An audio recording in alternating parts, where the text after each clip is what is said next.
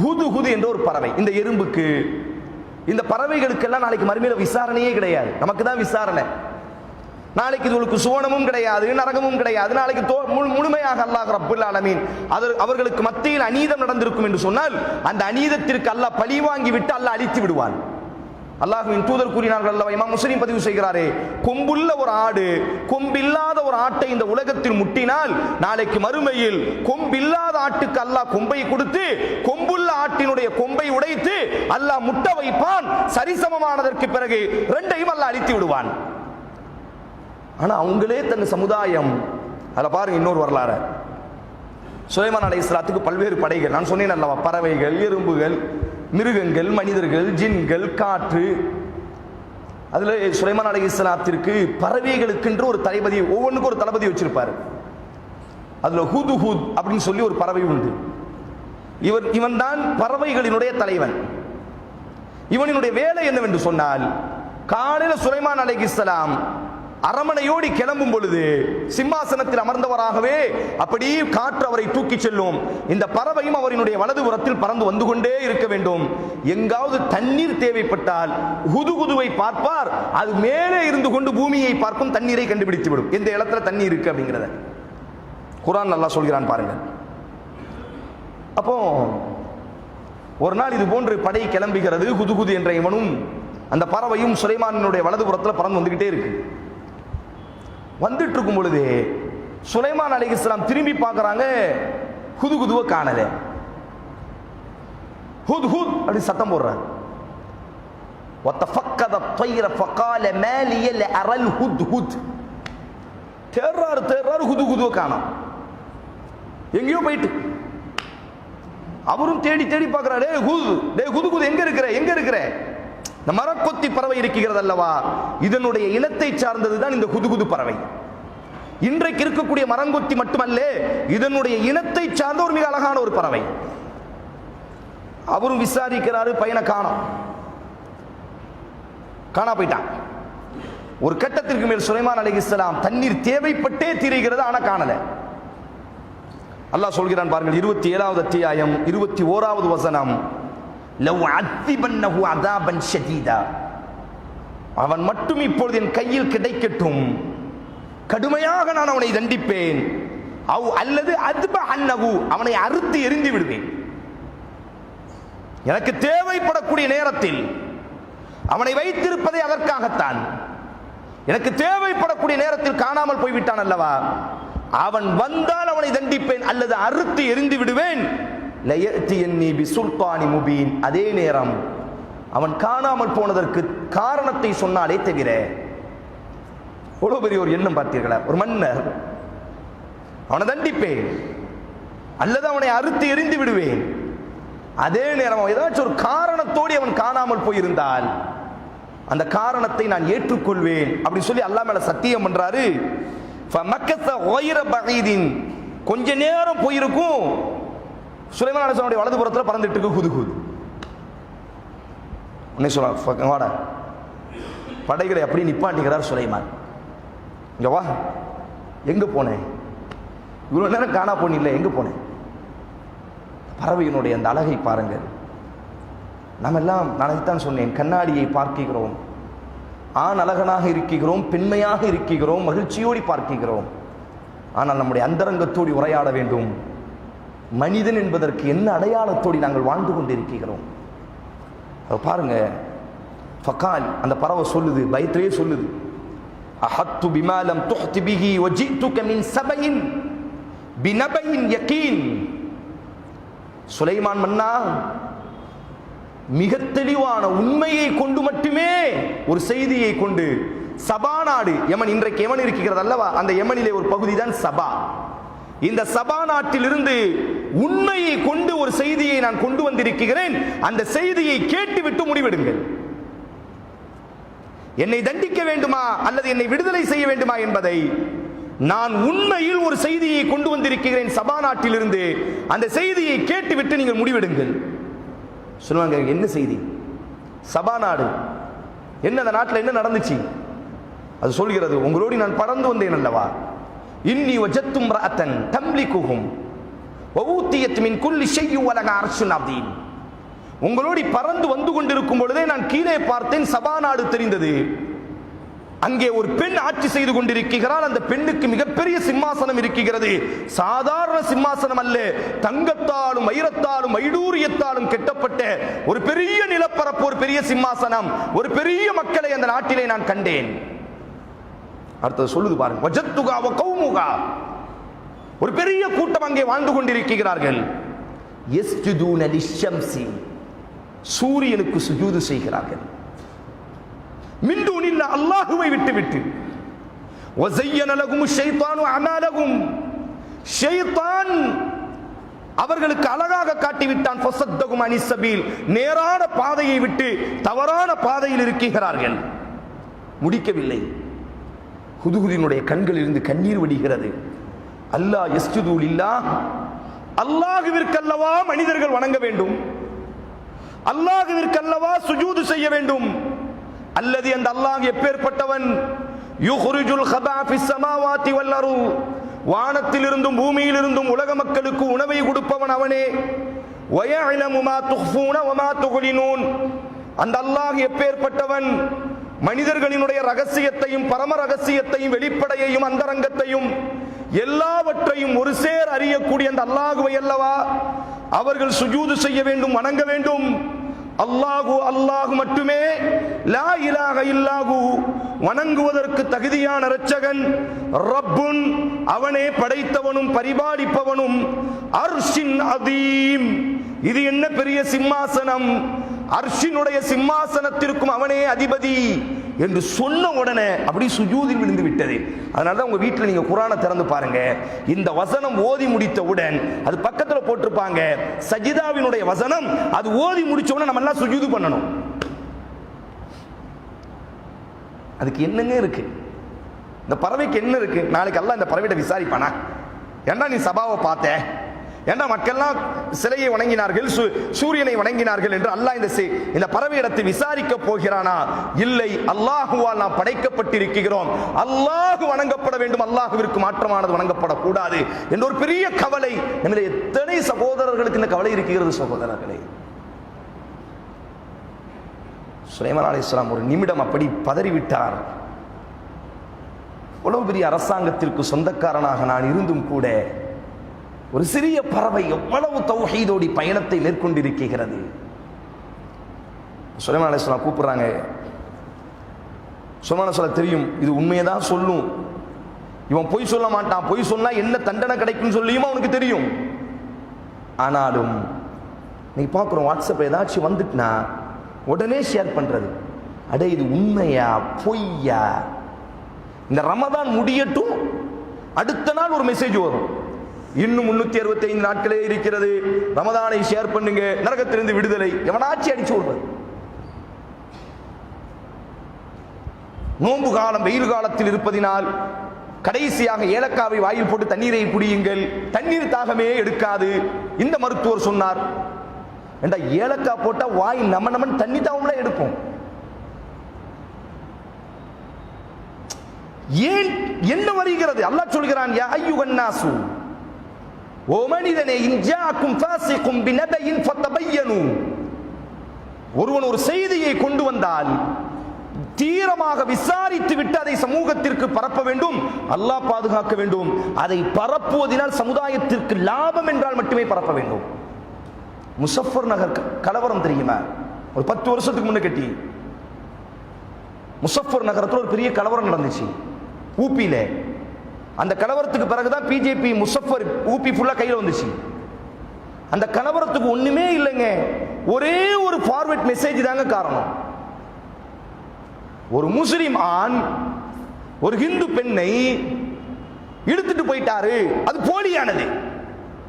அந்த மெசேஜ பாசிஸ்டுகள் பரப்புறாங்க, அவங்க அது உண்மை பொய் எதுவுமே யோசிக்கல, யாரும் கூன்னு பரவச்சு கலவரம் பத்தி எறிந்தது. பர்மாவினுடைய இனக்கலவரம் நடந்தது அல்லவா 4 வருடத்திற்கு முன்னால். என்ன காரணம்? போய் படிங்க. ஒண்ணுமே இல்லை, ஒரே ஒரு மெசேஜ். ஒரு முஸ்லிம் வாலிபன் பர்மாவை சார்ந்த ஒரு புத்திஸ்ட் பெண்ணின் மீது பெட்ரோலை ஊத்தி எரித்து விட்டார். அப்படி ஒண்ணுமே நடக்கல, ஒரு போலியான மெசேஜ் அந்த சமுதாயத்தில் பரவிச்சு, எல்லா பெட்ரோலை ஊத்தி முஸ்லிம்களை எரித்தார்கள். தடையே முஸ்லிம்கள் தான் மிக குறிப்பாக. வர்றதையெல்லாம் ஷேர் பண்றது, வர்றதையெல்லாம் பரப்புறது. சுலைமான பாருங்க, இப்படி எல்லாம் சொல்லிட்டுல அழுது அல்லாஹ் இடத்துல சுஜூது செய்கிறது. சுலைமான் சொன்னார், கால சனந்துர், கொஞ்சம் பொறுங்க, ஹுதுஹுத் அசதக்தம் குந்தமினல் காதிபீன். அவருக்கு ஒரு சந்தேகம், இவன் பயத்துல என்னமோ இப்படி பேசிட்டு இருக்கிறானோன்னு அவருக்கு ஒரு சந்தேகம். காணா போயிட்டேன், நம்ம கையில கிடைச்சா அடிப்பாருன்னு தெரியும் அவனுக்கு. அவனுக்கு என்ன பயம் வந்துட்டு, சுலைமானுக்கு என்ன பயம், ஏதோ இவன் தப்பிக்கிறதுக்கு ஏதோ பிளான் போடுறானா. அப்ப அந்த ஹுதுட்ட சொல்றாரு, கொஞ்சம் பொறு, நீ உண்மை சொல்றியா பொய் சொல்றியா நான் ஆராய்ச்சி பண்ணதுக்கு பிறகு இந்த விஷயத்துக்கு நான் முடிவெடுப்போம். அந்த ஹுதுஹுதுட்டையே ஒரு கடிதத்தை எழுதுறாங்க சுலைமான் அலைஹிஸ்ஸலாம். உலகத்திலேயே கடிதம் எழுதும் பொழுது பிஸ்மில்லாஹிர் ரஹ்மானிர் ரஹீம் என்று எழுதிய முதல் மனிதர் சுலைமான். குர்ஆன் அல்லாஹ் சொல்கிறான் பாருங்கள், இன்னஹு மின் சுலைமான் வ இன்னஹு பிஸ்மில்லாஹிர் ரஹ்மானிர் ரஹீம். அந்த கடிதத்தில் எழுதுறாரு, சுலைமான் எழுதக்கூடியது ரஹ்மானும் ரஹீமும் ஆகிய அந்த அல்லாஹ்வின் நாமத்தை கொண்டு சுலைமான் எழுதக்கூடிய கடிதம் என்று ஒரு அழைப்பு பணியாக ஒரு கடிதத்தை அந்த நாட்டு மன்னர் அந்த நாட்டு பெண்ணுக்கு அனுப்புகிறார்கள். அந்த நாட்டை ஒரு பெண் ஆட்சி செய்கிறார். அந்த ஹுதுஹுதுவினுடைய வாயில கொடுத்துட்டார். சொல்றாரு பாருங்க, இந்த பறவை இந்த நீ என்ன செய்ய வேண்டும் என்று சொன்னால், இந்த கடிதத்தை கொண்டு அந்த சபா நாட்டு அந்த பெண்ணுக்கு முன்னாடி போட்டுட்டு மறைவாக நின்று கொண்டு அங்க என்ன நடக்குகிறது என்பதை பார்த்து விட்டு என்னிடத்தில் வர வேண்டும் அப்படின்னு சொல்லி இந்த பறவைகிட்ட கடிதத்தை கொடுத்து அனுப்புறாரு. அந்த பறவையும் என்ன செய்யுது, கடிதத்தை தூக்கிட்டு போகுது. அந்த அந்த ராணி முன்னாடி தூக்கி போட்டு ஓரமா ஒரு இடத்துல ஒளிந்து நின்று கொண்டு என்ன நடக்குகிறது என்று பறிக்கிறது. அந்த ராணி என்ன செய்தால், அந்த கடிதத்தை படிக்கிறான். இப்ப அவளுக்கு தெரிஞ்சிட்டு சுலைமான் சொல்லக்கூடிய ஒருத்தர் சத்திய மார்க்கத்திற்கு வருமாறு, அல்லாஹுவை மட்டும் வணங்குமாறும் இது போன்ற இணை வைக்கக்கூடிய காரியங்களில் இருந்து நீங்க வேண்டும் என்று கடிதம் அனுப்பி இருக்கிறார். இப்ப அந்த அம்மா என்ன செய்யறாங்க பாருங்க, ஒரு பெண், கிட்டத்தட்ட இது 3000 ஆண்டுகளுக்கு முன்னால் நடந்த ஒரு வரலாறு. நாம் உருவாக்கி வைத்திருக்கக்கூடிய பெண் ஆளுமைகள் எப்பேற்பட்டவர்கள். 3000 ஆண்டுகளுக்கு முன்னால் ஒரு பெண் சபா என்ற ஒரு நாட்டை ஆட்சி செய்தால், நாட்டை ஆட்சி செய்தது மட்டுமல்ல, உலகத்தையே ஆண்ட சுலைமானிடத்திலிருந்து ஒரு கடிதம் வந்திருக்கிறது. அந்த பெண்ணினுடைய எதிர்வினையை பாருங்கள். அந்த கடிதத்தை படிச்ச உடனே தன்னுடைய எல்லா அமைச்சரையும் கூப்பிடுகிறார். குர்ஆனில் அல்லாஹ் சொல்கிறான், யா அய்யுஹல் மலா, அமைச்சர்களே, அஃப்துனி ஃபி அம்ரி, நமக்கு ஒரு கடிதம் வந்திருக்கிறது. மா குன்து காத்திஅத்தன் அம்ரன், அந்த கடிதத்தை உங்களுக்கு நான் படித்து காட்டுகிறேன். ஹத்தா தஷ்ஹதுன், உங்களுக்கு முன்னால் நான் வெளிப்படுத்துகிறேன். நாம் என்ன முடிவெடுக்க வேண்டும் என்று நீங்கள் ஆலோசனை செய்யுங்கள். நீங்கள் எனக்கு ஆலோசனை சொல்லுங்கள். ஆலோசனை செய்யாமல் நான் எதையும் செய்ய போவதில்லை. ஒரு பெண். ஆனா நாம என்ன பழமொழி வச்சிருக்கோம், பெண் புத்தி பின் புத்தின்னு வச்சிருக்கோம். ஆனால் இஸ்லாம் என்ன சொல்கிறது பாருங்கள். அந்த பெண்ணினுடைய அந்த உயர்ந்த அறிவை பாருங்கள். உலகத்தையே ஆண்ட சுலைமானிடத்திலிருந்து கடிதம். அந்த பெண் சொல்கிறாள், யாராக வேண்டும் யாராலும் இருக்கட்டும், மஷூரா இருக்க வேண்டும், ஆலோசனை இருக்க வேண்டும். சொல்லுங்க, உங்களினுடைய ஆலோசனையை சொல்லுங்க, அதுக்கு பிறகு நாம முடிவெடுப்போம். அந்த அமைச்சர்கள் எல்லாம் சொன்னாங்க, நாம் பலமிக்கவர்கள், நம்மிடத்தில் திறமையான ராணுவ வீரர்கள் இருக்கிறார்கள், அதனால் எதற்கும் நாங்கள் தயாராக இருக்கிறோம். வல் அம்ரு இலைக்க பந்துரி மாதா தஅமுரீன், என்றாலும் ராணியாகிய உங்களிடத்தில் பொறுப்பை ஒப்படைக்கிறோம், நீங்கள் என்ன முடிவெடுத்தாலும் அதற்கு நாங்கள் கட்டுப்பட தயார். ராணி உருவாக்கி வைத்திருக்கக்கூடிய அமைச்சரை பாருங்கள். அமைச்சர்லாம் சொல்றாங்க, போர் செஞ்சிருவோம், சுலைமானோடு என்ன செஞ்சிருவோம், யுத்தத்துக்கு போயிருவோம். அந்த ராணியினுடைய அடுத்த வார்த்தையை பாருங்கள். எவ்வளவு தூராந்திரமாக ஒரு ராணி அறிந்து வைத்திருக்கிறாள். யா அய்யுஹல் மலா, இல்லை அமைச்சர்களே, நாம் நினைப்பதை போன்ற அல்ல. யுத்தம் செய்வதனால் என்ன லாபம்? யாரோ ஒருவர் வெற்றி பெறப் போகிறோம், ஆனால் இழப்பு என்பது நம் இருவருக்கும். யுத்தத்தில் வெற்றி என்பது யாரோ ஒருவருக்குத்தான், ஆனால் இழப்பு என்பது நம்முடைய நாட்டுக்கும் இழப்பு ஏற்படும், அவர்களுக்கும் இழப்பு ஏற்படும். ஏன் நம்முடைய பிடிவாதத்தால் நம்முடைய மக்களை நாம் இழக்க வேண்டும்? ஆதலால் முதலில் அவரை பற்றி நாம் தெரிந்து கொள்வோம். எப்படி தெரிந்து கொள்ளுகிறது? உண்மையிலேயே மன்னர்கள் பிற நாட்டினுடைய பெண்களின் மீது மோகப்படுவார்கள், அல்லது பிற நாட்டினுடைய ஹசானா தங்கத்தின் வெள்ளியின் மீது மோகப்படுகிறார்கள். அது போன்ற ஒரு மன்னரா, அல்லது உலகத்தை நேசிக்காமல் சத்தியத்திற்காக அழைப்பு கொடுக்கக்கூடிய மன்னரா என்பதை முதலில் நாம் தெரிந்து கொள்ள வேண்டும். இந்த பெண்ணினுடைய அந்த உயர்ந்த இலக்க பாருங்க. நீங்க யுத்தம் சொல்லிட்டீங்க, நாமளும் யுத்தத்துக்கு தயாராயிட்டோம். 2 பேர் யுத்தம் செஞ்சோம்னா என்ன நடக்கும்? ஒண்ணுமே நடக்காது, இழப்பு மட்டும்தான் ஏற்படும். பார்க்கிறோமா இல்லையா? இன்னைக்கு உலகத்தில் ஒரே ஒரு முட்டாள்தனம். ஆஸ்திரேலியாவினுடைய இளவரசரை ஒரு காரில் குண்டு வைத்து கொலை செய்தார்கள். இன்று வரை எவன் கொலை செய்தான் என்று தெரியவே இல்லை. அந்த ஒரு கொலைக்காகத்தான் முதல் உலக யுத்தம் ஏற்படுத்தப்பட்டது. அந்த ஒரு கொலைக்காகத்தான் அல்லாஹ் பாதுகாக்கட்டும் 2வது உலக யுத்தம் உண்டது. இந்த 2 உலக யுத்தத்தில் மரணித்தவர்களினுடைய எண்ணிக்கை கோடிகளை தாண்டிவிட்டது. ஹிட்லர் என்று சொல்லக்கூடிய ஜெர்மனியினுடைய ஒரே ஒரு முட்டாளால் ஏற்படுத்தப்பட்ட அந்த விளைவால் 2ஆம் உலக யுத்தத்தில் உலகமே ஸ்தம்பித்து நின்றது.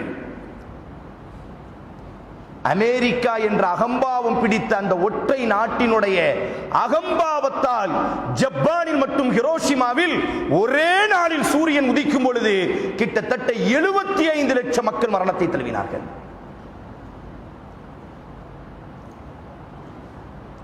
ஆளக்கூடியவர்களினுடைய ஈராக்கில் சத்தாம் ஹுசைன் அணு ஆயுதத்தை வைத்திருக்கிறார் என்று ஜார்ஜ் புஷ்ஷினுடைய தவறான புத்தியில் தோன்றிய அந்த தவறான சிந்தனையினால் 2002 ஈராக்கின் மீது தாக்குதல் நடந்தது. அந்த யுத்தத்தில் மட்டும் 8 லட்சம் அப்பாவி குழந்தைகள் ஷஹீதாக்கப்பட்டார்கள், கொலை செய்யப்பட்டார்கள். 2013 ஜார்ஜ் புஷ் தன்னுடைய சுயசரிதையில் மன்னிப்பு கேட்கிறார். உலகமே என்னை மன்னித்துக்கொள், ஒரு தவறான தகவலினால் நான் தாக்குதல் மேற்கொண்டு விட்டேன், மன்னிப்பு கேட்டுவிட்டாய், இறந்த பிணங்களுக்கு யார் தீர்வை தருவது? ஐநா சபை சொல்லிச்சு, அடைய அணு ஆயுதம் இல்லை ஈராக்கில். ஐநா சபை உள்ளே சென்றார்கள், நாங்க பார்த்துட்டோம், இல்ல அணு ஆயுதம் இல்லை. என்னை யார் கேட்க முடியும், என்னை யார் என்ற அந்த அகம்பாவத்தினுடைய திமிர் யுத்தத்தை மேற்கொண்டார்கள். எல்லா அகம்பாவத்திற்கும் நாளைக்கு மறுமையில் அல்லாஹ் தீர்ப்பை கொடுப்பான். ஒருவனினுடைய அகம்பாவம் ஈராக்கினுடைய 8 லட்சம் மக்கள் 1992 உலகத்திலேயே செல்வ செழிப்பு மிக்க நாடு ஈராக் என்ற தேசம் 1992 உலகத்திலேயே தனிமனித வருமானம் மிகப்பெரிய வருமானத்தை ஈட்டியது ஈராக்கினுடைய தேசம் 1992 உலகத்திலேயே சுத்தத்திற்காக வேண்டி ஐநா சபையால் விருது கொடுக்கப்பட்ட தேசம் ஈராக்கினுடைய தேசம். 2021 மனிதர்கள் வாழுவதற்கு தகுதியற்ற தேசம் ஈராக்கினுடைய தேசம். ஒரு மடையனால் ஏற்படுத்தப்பட்ட தாக்குதல். இந்த பெண் என்ன செய்யறா பாருங்க, யுத்தம் வேண்டாம், முதல்ல அவங்க யாருன்னு தெரிந்து கொள்வோம். அவங்க நம்ம நாட்டை பிடிக்கிறதுக்கு திட்டமிடுகிறார்களா அல்லது நமக்கு நேர்வழி காட்டுவதற்கு திட்டமிடுகிறார்களா? எப்படி தெரிந்து கொள்வது?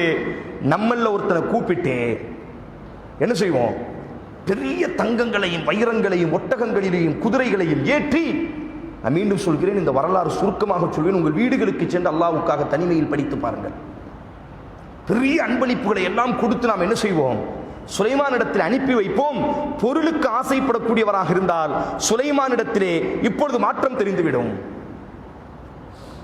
செய்றாங்க, பெரிய பொருள், தங்கம் வைரம் வெள்ளிய ஃபுல்லா குதிரையிலையும் ஒட்டகத்திலையும் ஏற்றி சுலைமான் அலைஹிஸ்ஸலாத்தினுடைய அரமனைக்கு வருகிறது. சுலைமான் அலைஹிஸ்ஸலாம் பார்த்துவிட்டு சிரித்தார்கள். சொன்னார்கள், சுலைமான் அலைஹிஸ்ஸலாம், உங்கள் ராணி இடத்தில் போய் சொல்லுங்கள், இதைவிட பல 100 மடங்கு அல்லாஹ் எங்களை கண்ணியப்படுத்தி இருக்கிறான் செல்வத்தில். நாட்டை விரும்பக்கூடியவர்கள் அல்ல, உலகத்தை விரும்பக்கூடியவர்கள் அல்ல. அல்லாஹ் தஅலு யஅதீனி முஸ்லிமீன், நீங்கள் சத்தியத்தை தெரிந்து கொள்ள வேண்டும் என்று உங்களுக்கு நாங்கள் அழைப்பு கொடுக்கிறோம். உங்கள் நாடு எங்களுக்கு வேண்டாம், உங்கள் செல்வங்கள் எங்களுக்கு வேண்டாம், உங்கள் ராணியும் எங்களுக்கு வேண்டாம், உங்கள் நாட்டு மக்களும் எங்களுக்கு வேண்டாம். எங்களுக்கு தேவையெல்லாம் உலகம் சத்தியத்தை உணர்ந்து கொள்ள வேண்டும். அந்த அன்பளிப்புகள் எல்லாம் ராணியினுடைய அரமனைக்கு வருகிறது. ராணி முடிவெடுத்து விட்டால், இவர்கள் உலகத்திற்கு மயங்கக்கூடியவர்கள் அல்ல, நாம் பார்த்த மன்னர்கள் அல்ல இவர்கள் சத்தியத்திற்கு அழைப்பு கொடுக்கக்கூடிய மன்னர்கள்.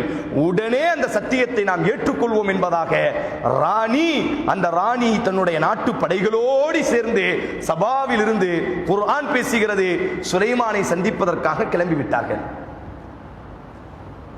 சுலைமான் அலைஹிஸ்ஸலாம் அங்கங்க ஒற்றர்களை வைத்திருக்கிறார்களே, இந்த குது மாதிரி ஆட்களை எல்லாம் வச்சிருப்பாங்க. குது வந்து சொல்லிட்டு ராணி கிளம்பிட்டாங்க, இன்னும் கொஞ்ச நேரத்தில் நம்ம இடத்துல வந்து விடுவார்கள். குர்ஆன் அல்லாஹ் சொல்கிறான், இது போன்ற ஒரு சபையில் சுலைமான் அலைஹிஸ்ஸலாம் உட்கார்ந்து இருக்கிறார்கள்.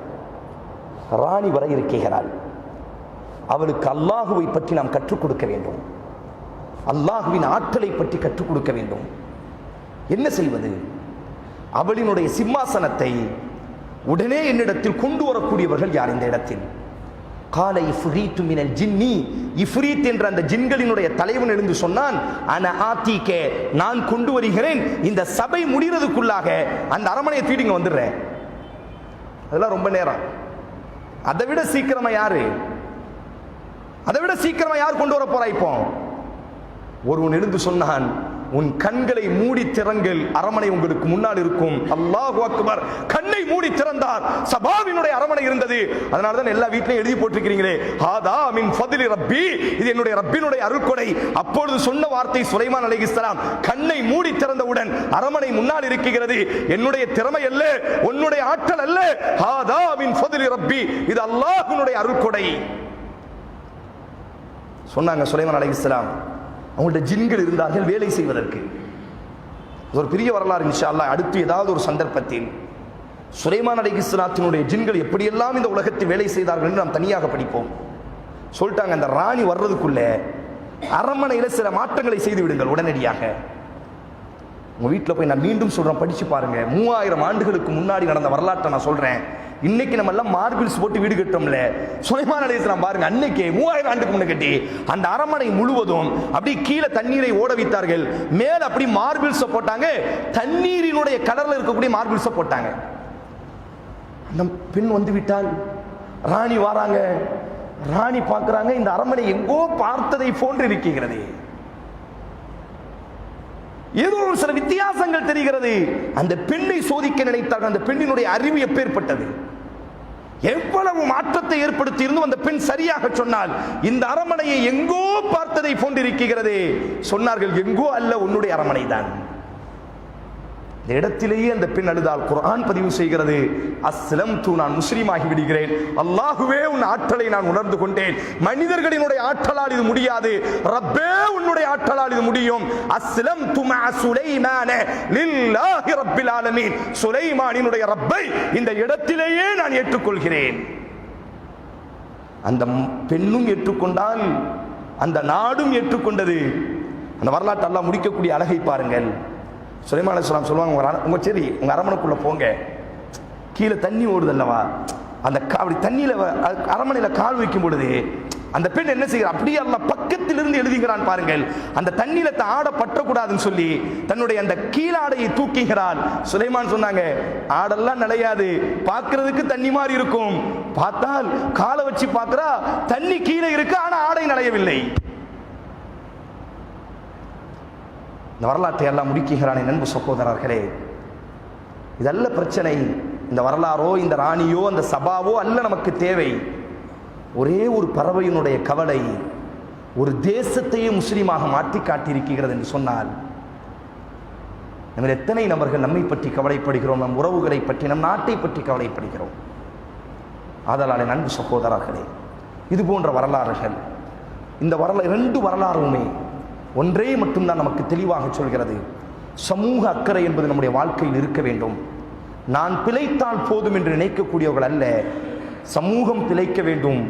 நான் சுவனம் நுழைவது எந்த அளவிற்கு எனக்கு கடமையோ அதுபோல என் உறவுகளையும் என் சமூகத்தையும் சுவனத்தின்பால் அழைத்து செல்லக்கூடிய பொறுப்பு எனக்கு இருக்கிறது. எறும்பாவது தனது சமூகத்தின் மீது கவலைப்பட்டது, குதுகுது பறவை அந்த சமுதாயத்தை தாண்டி மனித இனத்தின் மீது கவலைப்பட்டது மட்டுமல்ல, சுலைமானிற்கு உள்ளுணர்வை ஏற்படுத்தியது மட்டுமல்ல, அந்த கவலையினுடைய வெளிப்பாட்டால் ஒரு நாட்டையே இஸ்லாத்தின் பால் கொண்டு வந்திருக்கிறது என்று சொன்னால், நம்மில் எத்தனை நபர்கள் அல்லாஹ்வுடைய மார்க்கத்தை பிறருக்கு எத்தி வைத்திருக்கிறோம் என்பதை கண்ணாடியை பார்த்து நம்மோடு நாம் பேசிக்கொள்வோம். அல்லாஹ் ரப்புல் ஆலமீன் உங்களையும் நம்மையும் இது போன்ற வரலாற்றிலிருந்து பாடம் படிக்கக்கூடிய நல்ல மனிதர்களாக அல்லாஹ் உருவாக்கட்டும். இன்ஷா அல்லாஹ் நாளைய தினம் மற்றொரு வரலாறோடு நாம் உங்களை சந்திப்போம். வாஹிரு தஅவானா அல்ஹம்துலில்லாஹி ரப்பில் ஆலமீன். அஸ்ஸலாமு அலைக்கும் வரஹ்மத்துல்லாஹி வபரகாத்துஹு. சுப்ஹானக்கல்லாஹும்ம பிஹம்திக், அஷ்ஹது அல்லா இலாஹா இல்லா அன்த அஸ்தக்ஃபிருக வ அத்தூபு இலைக்.